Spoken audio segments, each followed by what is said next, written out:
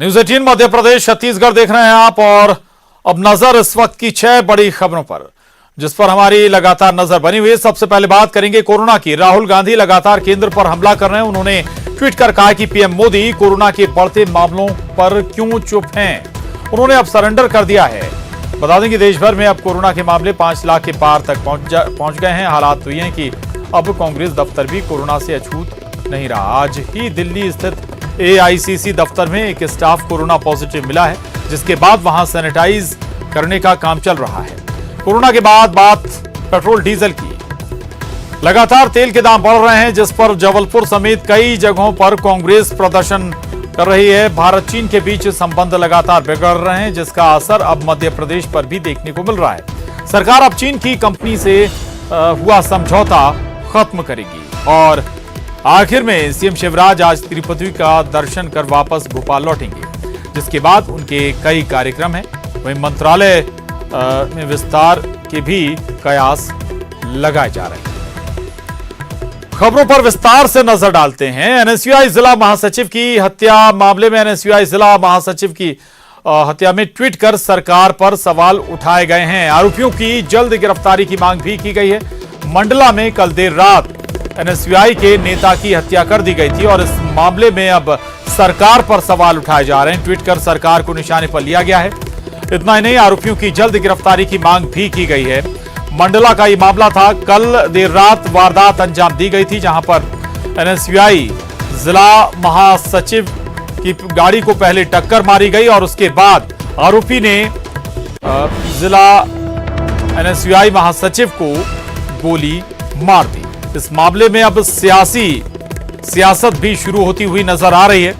कांग्रेस की तरफ से सरकार को निशाने पर इस मामले में लिया जा रहा है। जल्दी ही जो आरोपी हैं उनकी गिरफ्तारी की मांग भी की जा रही है। मंडला में ये वारदात अंजाम दी गई थी और जिस शख्स की हत्या की गई थी वो शख्स NSUI जिला महासचिव है, जिसे पहले रोका गया। उसकी वाहन में टक्कर मारी गई, गाड़ी में टक्कर मारी गई और उसके बाद इससे गोली मार दी गई। घटनास्थल पर ही NSUI जिला महासचिव की मौत हो गई थी। शरद हमारे साथ जुड़ गए। शरद, स्वाभाविक है कि सियासी दल से शख्स जुड़ा हुआ था, जिला महासचिव के पद पर तैनात था NSUI के, तो उसकी मौत के बाद सियासत तो होनी थी। तो अब सरकार पर क्या सीधे निशाना साध रही है कांग्रेस? बिल्कुल प्रशांत, आपने सही कहा है। सीधे तौर पर कांग्रेस की ओर से प्रदेश की जो कानून व्यवस्था है उसको लेकर सवाल खड़े किए गए हैं। पूर्व मंत्री PC शर्मा ने ये मांग की है कि जो आरोपी हैं उनकी जल्द गिरफ्तारी की जाए और साथ ही साथ उन्होंने कानून व्यवस्था को लेकर भी कहीं ना कहीं सवाल खड़े किए हैं। देखिए, कल की ये घटना है और जो बात निकल के सामने आ रही है वो वर्चस्व की लड़ाई दोनों पक्षों के बीच में थी, आपसी रंजिश थी। इस वजह से जो NSUI का कार्यकर्ता है उसकी वहाँ पर मंडला में हत्या की गई गोली मारकर। लेकिन इस मामले में बड़ी बात यह है कि अब तक जो आरोपी हैं उनकी गिरफ्तारी नहीं हो पाई है। इसी को लेकर कांग्रेस की ओर से सवाल खड़े किए जा रहे हैं और ये कहा जा रहा है कि आरोपियों की जल्द से जल्द गिरफ्तारी की जाए। हालांकि मैं आपको ये बता दूं कि जो जानकारी है मंडला के जो पुलिस अधिकारी हैं उनसे हमारी बातचीत हुई है और वहाँ पर जो आरोपी है हैप्पी नाम का जो युवक है वो गोली मारने का आरोपी है, हत्या का आरोपी है, उसको पकड़ने के लिए वहाँ जिला पुलिस की ओर से 10,000 रुपये का जो इनाम है वो घोषित कर दिया गया है और पुलिस ये दावा कर रही है कि जल्द ही आरोपियों को गिरफ्तार कर लिया जाएगा। लेकिन शरद, आप हैप्पी नाम के युवक का जिक्र कर रहे हैं, आपसी रंजिश ही है केवल या फिर इस शख्स का, आरोपी का कोई सियासी ताल्लुकात भी है किसी सियासी दल से?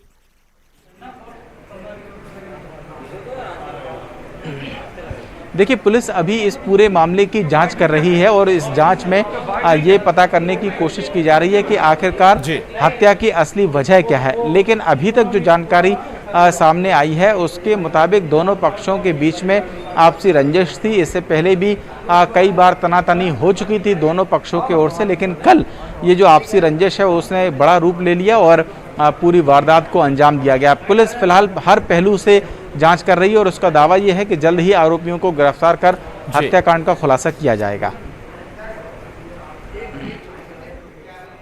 बिल्कुल शरद, जब तक ये शख्स पुलिस गिरफ्त में नहीं आ जाता तब तक एक मौका या एक मुद्दा तो है ही कांग्रेस के पास। कानून व्यवस्था पर सवाल उठाने का। शरद। हाँ बिल्कुल, यही बात शरद रहिएगा, मैं आपके पास दोबारा आ रहा हूं और इस व्यवस्था- वक्त हमारे साथ पूर्व मंत्री पीसी शर्मा जी जुड़ गए हैं। पीसी शर्मा जी, सवाल वाकई में कानून व्यवस्था का है, लेकिन जो शरद बता रहे हैं कि इसमें कोई वैसी सियासी मसला नहीं है, बल्कि दो लोगों की आपसी रंजिश थी, उसके बाद ये वारदात अंजाम दी गई। नहीं, रंजिश हो या कुछ हो, लेकिन ये कानून व्यवस्था का मामला तो है। कानून व्यवस्था जिस तरह से ध्वस्त हुई है, पहले कांग्रेस के विधायक शशांक भार्गव जी के घर पे हमला होता है, उसकी फैक्ट्री में होता है, जो उनकी जान से मारने की कोशिश की जाती है। दूसरी तरफ NSY के हमारे महामंत्री की हत्या होती है। तो प्रदेश में कानून व्यवस्था पूरी तरह ध्वस्त हो चुकी है और उसको तो संभाल नहीं रही है पुलिस। लेकिन चौराहों पर इस लॉकडाउन के बाद 500-500 रुपए के जो चालान किए जा रहे हैं। दूसरी बात यह है कि इसमें अभी तक कोई गिरफ्तारी नहीं हुई है और ये मैं समझता हूँ कि फेलर है पुलिस का कि जब दिन दहाड़े इस तरह की हत्या हो रही है तो पुलिस को तुरंत उस पर कार्रवाई करना थी।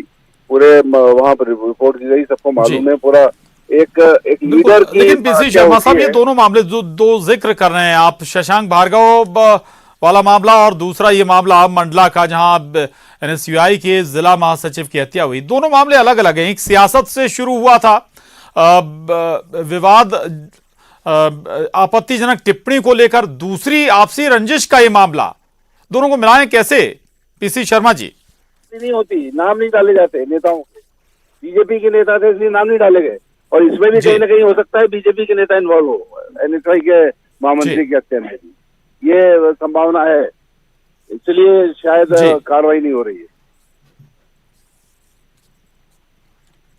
जी, पीसी शर्मा साहब रहिएगा, बहुत जल्द लौट रहा हूं। शरद बने हुए, शरद, पीसी शर्मा साहब एक शक जाहिर कर रहे हैं कि हो सकता है कि NSY जिला महासचिव की जो हत्या हुई हो सकता है कि इसमें बीजेपी नेताओं का भी कोई हाथ हो।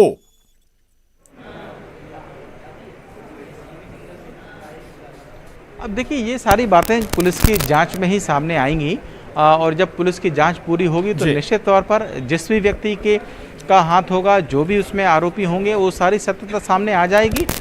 पुलिस ये दावा भी कर रही है, जैसा कि मैंने बताया भी, कि जो आरोपी है उसको पकड़ने के लिए, उसकी गिरफ्तारी के लिए 10,000 रुपये का जो इनाम है वो SP की ओर से घोषित किया गया है। तो जब गिरफ्तारी होगी तो जो भी आरोप पीसी शर्मा जी लगा रहे हैं या जो भी तथ्य होंगे वो जाँच के पहलू में सामने आ जाएंगे। बिल्कुल बिल्कुल स्वाभाविक है, तो थोड़ा सा इंतजार करना चाहिए पीसी शर्मा साहब कि जो आरोपी है वो गिरफ्त में आए, खंगाला जाए कि आखिर किस वजह से ये पूरी वारदात अंजाम दी गई, किस किस से इस शख्स के ताल्लुकात हैं। पुलिस सब चीजों को पता नहीं लग पा रही, इसीलिए 10,000 रुपए का इनाम किया है। जब इनाम दिए जाते हैं, जब कहीं कहीं पुलिस तथ्य तक नहीं पहुंच पाती, तो ये आपके लिहाज से पुलिस की भी बड़ी नाकामी है। अवार्ड घोषित करके पकड़ने की कोशिश की जा रही है, इसका मतलब है कि पुलिस का फेलियर है, वहां तक पहुंच नहीं पा रही।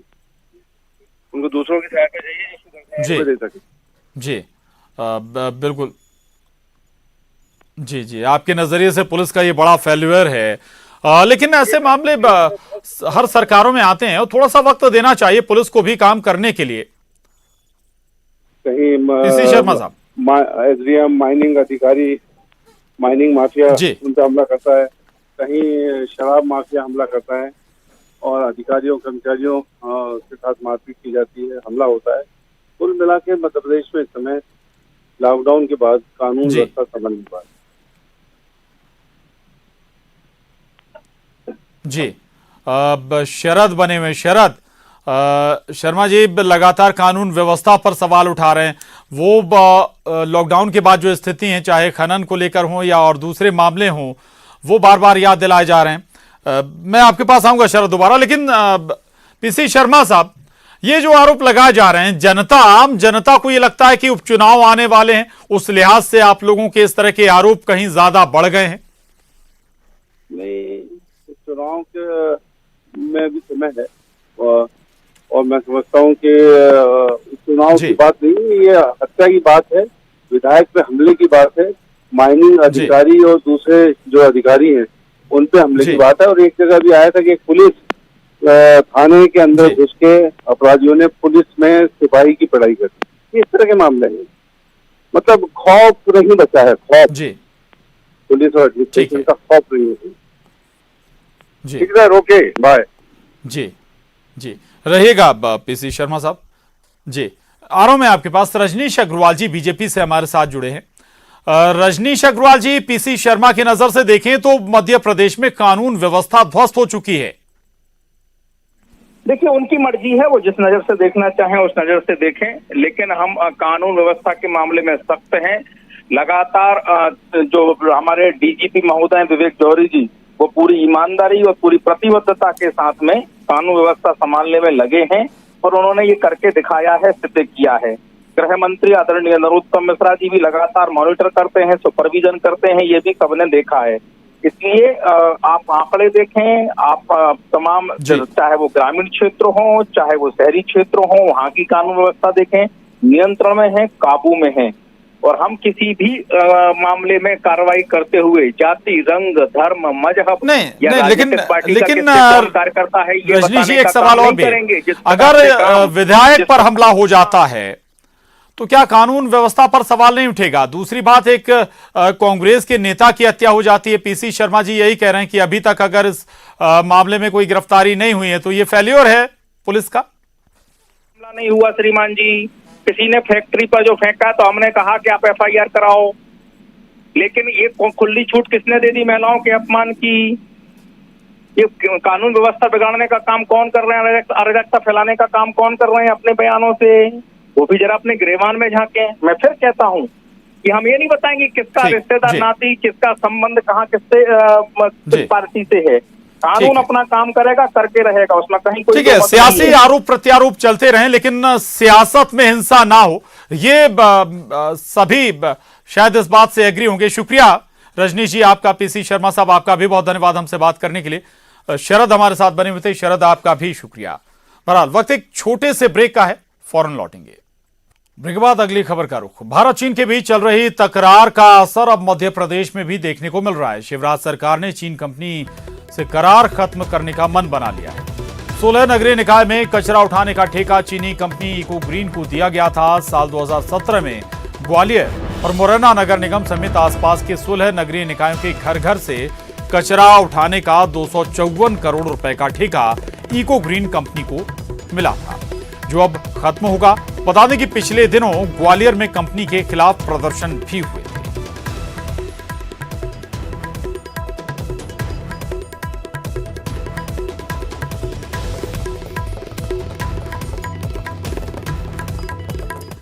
और पिछले कुछ दिनों उपचुनाव को लेकर कई वीडियो और ऑडियो क्लिप प्रदेश में वायरल हो रहे थे। वहीं अब एक और वीडियो क्लिप इन दिनों सोशल मीडिया पर खूब छाया हुआ है, जिसमें फिल्मी कैरेक्टर में सीएम शिवराज और कमलनाथ को दिखाया गया है। किसी मूवी की क्लिप से छेड़खानी कर यह वीडियो बनाया गया है और यह मॉफ वीडियो सोशल मीडिया पर खूब वायरल हुआ है। सोचा नहीं था तुम आओगे शिष्य, धैर्य कमाल का। बेचारे सुना है शपथ ग्रहण का मुहूर्त निकलवाकर मिनिस्ट्री भी बांट चुके थे ना सब में। ये तुम जैसे बच्चों के खेल का मैदान नहीं, हम जैसे चालाक मंत्रियों का अखाड़ा है। आप लोगों ने ऐसा क्यों किया? एक पार्टी से जीतकर दूसरी पार्टी में क्यों चले गए मैं नहीं पूछूंगा, मुझे जवाब नहीं चाहिए। अपनी अंतरात्मा से क्या कहोगे उससे कोई फर्क नहीं पड़ता, लेकिन जिस जनता ने आपको जिताया है उन्हें क्या कहोगे?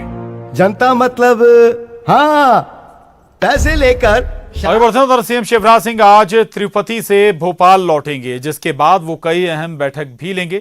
शाम 4 बजे वनाधिकार पट्टे को लेकर वीडियो कॉन्फ्रेंसिंग करेंगे, तो वहीं शाम 5 बजे कोरोना संकट को लेकर भी बैठक करेंगे मुख्यमंत्री शिवराज सिंह चौहान। इतना नहीं, हालात पर विधायकों और मंत्रियों से भी चर्चा करेंगे सीएम। बता दें कि सीएम शिवराज परिवार के साथ 2 दिन के दौरे पर थे और आज ही तिरुपति के दर पर पहुंचे थे। उन्होंने प्रदेश की खुशहाली की कामना की, कोरोना के संकट से देश को निकालने की प्रार्थना की।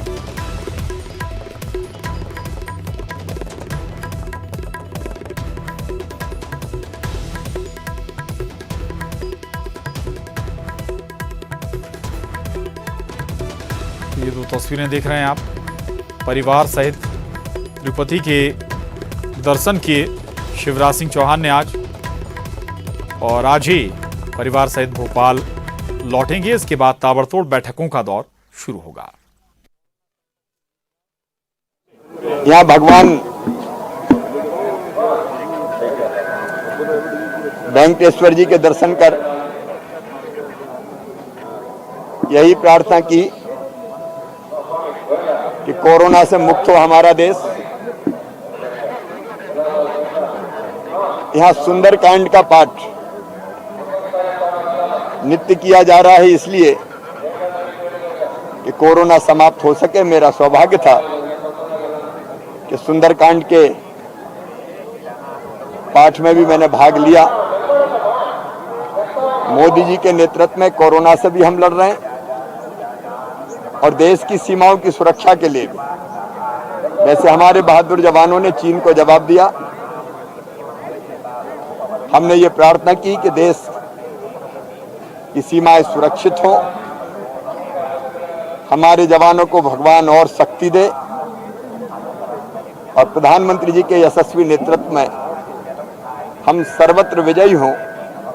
सर्वे भवन्तु सुखिनः, सर्वे सन्तु निरामया, सर्वे भद्राणि पश्यन्तु, मां कश्चित् दुःख भाग भवेत्। और गृह मंत्री डॉक्टर नरोत्तम मिश्रा दतिया पहुंचे। दौरे के दौरान पीताम्बरा पीठ के दर्शन करने पहुंचे हैं दतिया। गंधारी और लरायटा ग्राम में जरूरतमंदों को राहत सामग्री भी उन्होंने बांटी है। नरोत्तम मिश्रा ने पौधारोपण भी किया है इस दौरान।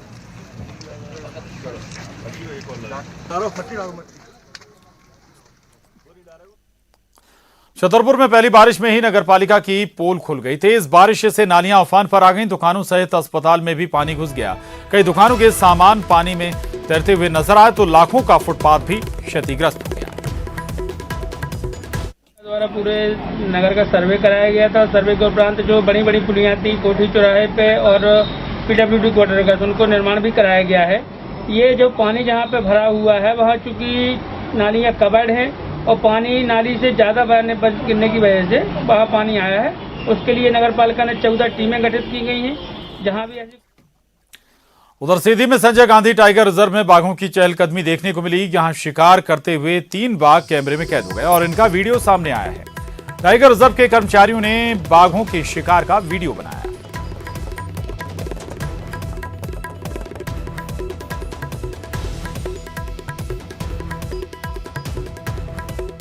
ये तस्वीरें देख रहे हैं आप, ये टाइगर रिजर्व की तस्वीरें हैं।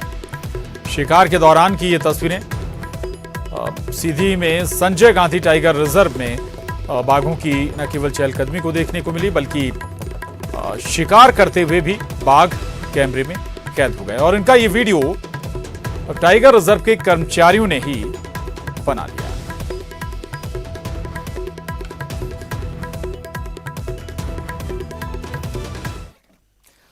और प्रदेश में कोरोना से बढ़ती मौत को लेकर स्वास्थ्य विभाग गंभीर हुआ है। डेथ रेट कम करने की कोशिश के साथ हफ्ते में 2 दिन ऑनलाइन समीक्षा करेगा स्वास्थ्य विभाग। हर हफ्ते में मंगलवार और शुक्रवार को समीक्षा होगी। प्रदेश भर के 16 डेडिकेटेड कोविड अस्पताल में भर्ती गंभीर मरीजों की सेहत पर विभाग की नजर है। टेक्निकल एडवाइजरी कमेटी की ओर से गंभीर मरीज के ट्रीटमेंट को सुझाव दिए जाएंगे। स्वास्थ्य आयुक्त ने आदेश जारी किया है। गर्भवती महिलाओं, बच्चों के साथ लंबी बीमारी से पीड़ित मरीजों की भी निगरानी होगी। हर समीक्षा के पहले गंभीर मरीजों का चयन होगा।